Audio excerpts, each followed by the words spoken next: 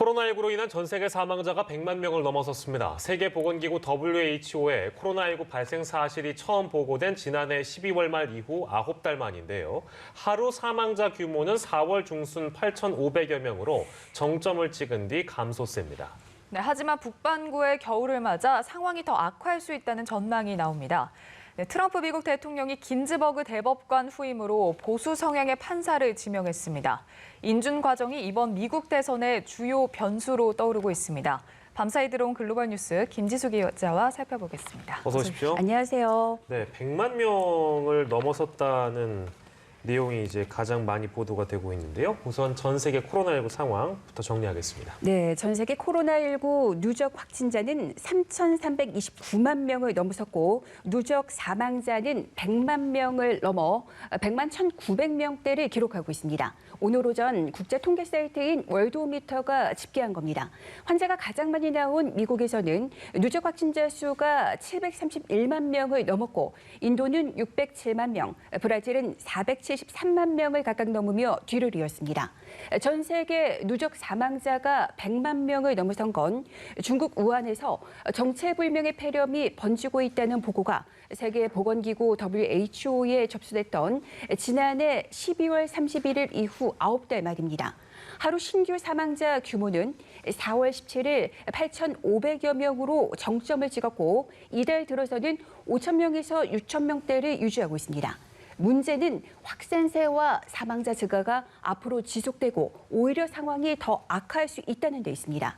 북반구가 가을, 겨울로 접어들면서 코로나19와 독감이 동시에 유행하는 이른바 트윈 데믹이 닥칠 수 있기 때문입니다. 실제로 유럽을 중심으로 2차 유행이 시작됐다는 주장도 이미 제기됐습니다. WHO는 최근 유럽에서 확진자가 우려스러운 수준으로 늘어나고 있다면서 백신을 보급하기 전까지 누적 사망자가 200만 명을 넘을 수도 있다는 우울한 전망을 내놨습니다.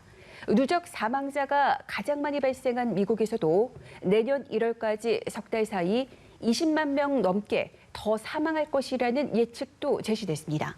미국의 누적 사망자는 20만 9천여 명인데 워싱턴대 의대 소속 연구소는 가을과 겨울에 신규 확진자가 급증하고 최악의 경우 내년 1월까지 미국 내 사망자가 41만 5천 명에 이를 수 있다고 경고했습니다. 네, 세계 곳곳에서 이렇게 코로나19 재확산 양상이 뚜렷해지고 있는데 특히나 유럽이 좀 상황이 안 좋은 것 같습니다. 네, 맞습니다. 그 유럽의 상황은 스페인과 프랑스의 상황을 보면 얼마나 심각한지를 쉽게 알 수 있는데요. 네. 프랑스와 스페인에서는 연일 10,000명이 넘는 신규 확진자가 나오고 있습니다.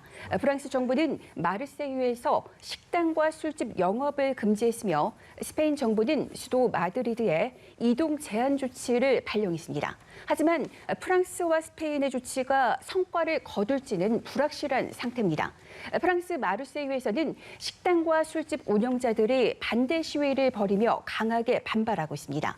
또 프랑스 의료계에서는 앞으로 3, 4주 안에 보다 강력한 조치가 취해지지 않으면 의료 시스템이 붕괴될 것이라는 지적도 나왔습니다.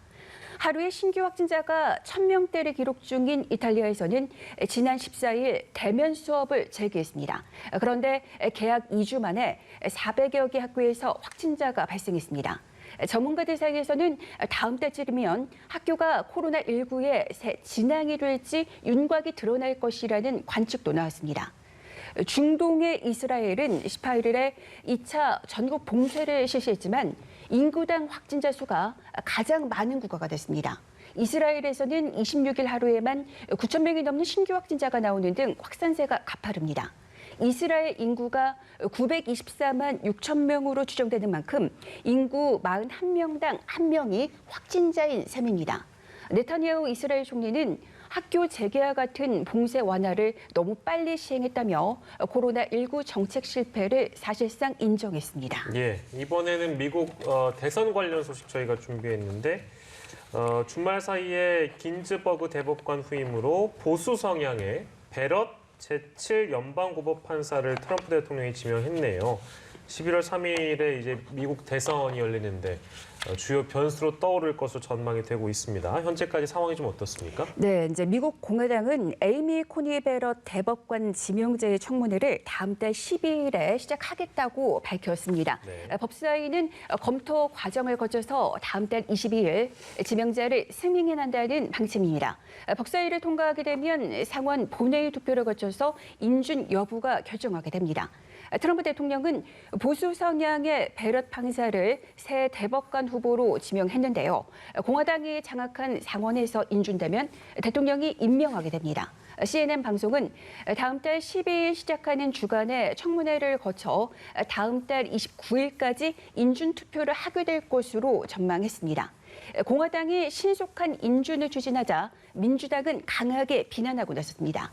민주당의 낸시 펠로시 하원 의장과 조 바이든 대선 후보는 트럼프 대통령과 공화당이 오바마 행정부의 건강보험 개혁 법률인 오바마 케어에 대한 대법원의 11월 심리를 앞두고 대법관 인준을 서두른다면서 인준을 대선 이후로 연기해야 한다고 촉구했습니다. 트럼프 대통령이 긴즈버그 대법관의 후임 인선을 서두르는 배경과 이유에 대해서 잠시 설명을 드리자면요. 트럼프 대통령의 23일 발언에서 짐작할 수 있습니다. 트럼프 대통령은 투표를 둘러싼 소송 가능성 때문에 대선 전 연방 대법관 임명이 시급하다고 본 것이냐는 기자 질문에 이건 결국 연방 대법원에 갈 것으로 본다. 연방 대법관이 9명인 게 매우 중요하다고 본다고 답했습니다. 그러면서 4대 4는 좋은 상황이 아니라고 본다고 덧붙였습니다. 트럼프 대통령의 이 발언은 대선 결과가 연방 대법원 판단에 맡겨졌을 때 8명의 대법관이 4대 4 동수로 나뉘는 상황을 거론한 것으로 해석됩니다. 때문에 트럼프 대통령으로서는 속전속결로 보수 성향의 후임을 지명하고 대선 전에 인준을 맞춰서 보수 대 진보 성향 대법관 지형을 6대 3으로 바꾸는 게 중요하다고 보는 겁니다. 긴즈버그 대법관 생전 대법원의 보수 대 진보의 그 성향은 대법관 구성은 5대 4였습니다. 네, 최근 그렇다면 이 바이든 후보와 트럼프 대통령의 지지율은 어떤가요? 그동안의 여론조사에서는 바이든 후보가 조금 앞서는 그런 모습이었는데요. 네, 이제 큰 변화는 현재까지 없는 상태인데요. 이제 바이든 민주당 후보가 여전히 트럼프 대통령을 앞선 것으로도 최근에 나타났습니다. 뉴욕 타임스는 시에나 대학교와 전국의 유권자 950명을 대상으로 실시한 여론조사에서 바이든이 49%의 지지율로 트럼프를 8%포인트 앞섰다고 보도했습니다. 눈에 띄는 건 바이든이 여성 유권자들로부터 높은 지지를 받는다는 것으로 나타났다는 겁니다. 남성 유권자들의 대선 후보 선호도는 바이든과 트럼프가 각각 45%로 동일했습니다. 그러나 여성 유권자는 53%, 그리고 대선 바이든 후보에 대한 선호도가 이제 16%포인트나 높았습니다. 백인 유권자들은 49%대 42%로 트럼프에 대한 지지가 더 높았지만 유색 인종의 경우 66대 22%로 바이든의 지지가 44%포인트나 많았습니다. 45세에서 64세 사이의 유권자도 48%대 41%로 트럼프를 더 선호했지만 나머지 나이대에서는 모두 바이든이 우세했습니다. 특히 20대 유권자의 경우 61대 26%로 바이든의 지지가 압도적이었습니다. 지금까지 글로벌 브리핑의 김지수 기자였습니다. 고맙습니다.